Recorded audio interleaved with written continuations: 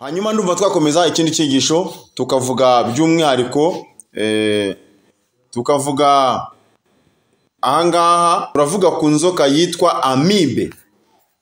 Turavuga ku nzoka yitwa amibe. Inzoka yitwa amibe rero ni inzoka mbi cyane. Inzoka mbi cyane pe. Izi nzoka zose ziterwa n'umwanda, ziterwa n'imirire mibi, byo kurya bidatunganyije neza. Izi nzoka rero akenshi ziterwa n'umwanda.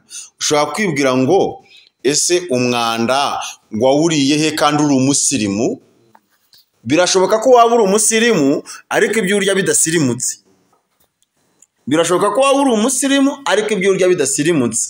Niba uri umusirimu cyane uzagira ahantu uzaza ukonjesha kurya ibyo kurya byawe bishobora gukonja bikagera kuri dogere nibura 100 bikaba byanarenga. Nanone birasaba ko ugira ondireri cyangwa se micro-onde niko bayita, nibura ku buryo ibyo kurya byawe nanone wabishyushya wamaze kubiteka, kuko hari indwara ziticwa n'ubukonje. Hari mikorobe ziticwa n'ubukonje, hakaba na mikorobe ziticwa n'ubushyushye.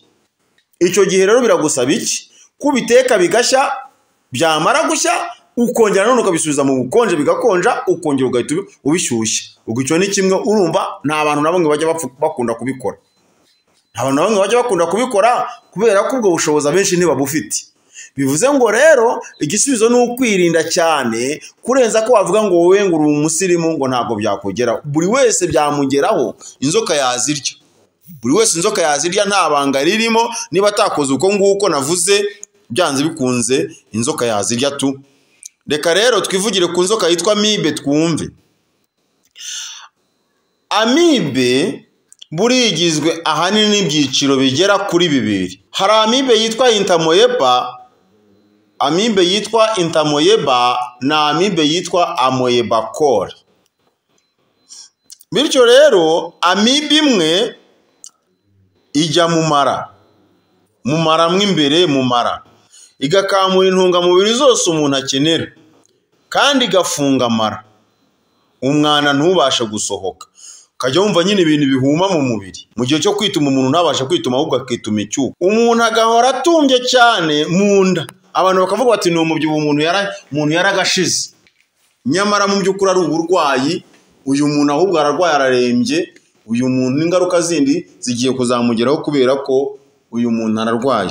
Ntashobora kubasha kurya. Uyu muntu abura apeti kubera ko bya bintu byamaze kwifunga mu mubiri biragenda bikabyimbisha inda, hanyuma ibyo kurya umuntu yariye ntibivemo. Ibyo kurya umuntu yariye ntibisohoka. Iyo rero umuntu atari urumva ibyo wariye byose bigumamo. Niba bigumyemo rero urumva ko nta kundi. Hari ukwituma amaraso, hari ukubabara umugongo wo hasi, kuko ikora igikono nyine kirimo amagi mu rutirigongo ahagana mu rukenyerero. Bityo rero hari indi amibe iba mu maraso, itunzwe n'amaraso, igatera ubushagarira mu mubiri wose. By'umwihariko hari ibimenyetso bikunda kugaragara kuri iyi amibe. Hari ukwishimagura, by'umwihariko ugapfuruta. Aho wishimye ugahita upfuruta. Hari ukwishimagura ugapfuruta. Hari ukuvuvuka ku ruhu, hari ukubabara mu ngingo, amagufa akakurya, ugukonja cyane, hari ukunanuka cyane.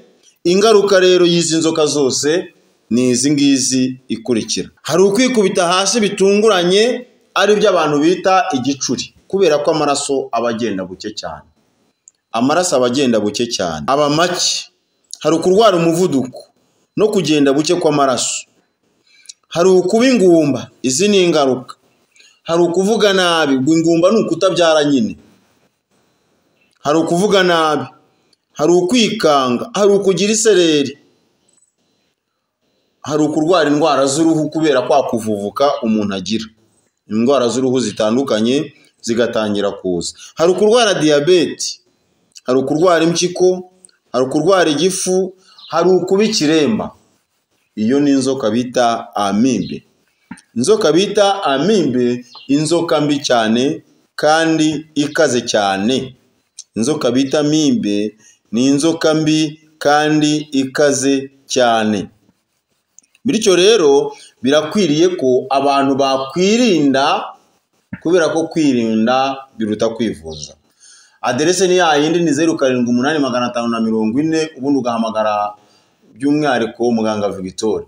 0788404252 muganga Victor ukora muri kampani Shangi, hanyuma akaba yagufasha mu bijyanye n'ubuvuzi buvurisha ibimera. Ubundi reka dutanga umwanya, ubundi buri wese abashe kubaza, hanyuma noneho tubashe kumusubiza.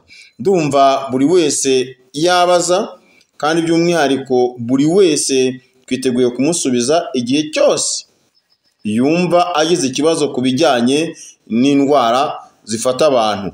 Murakoze cyane rero, reka by'umwihariko dutanga umwanya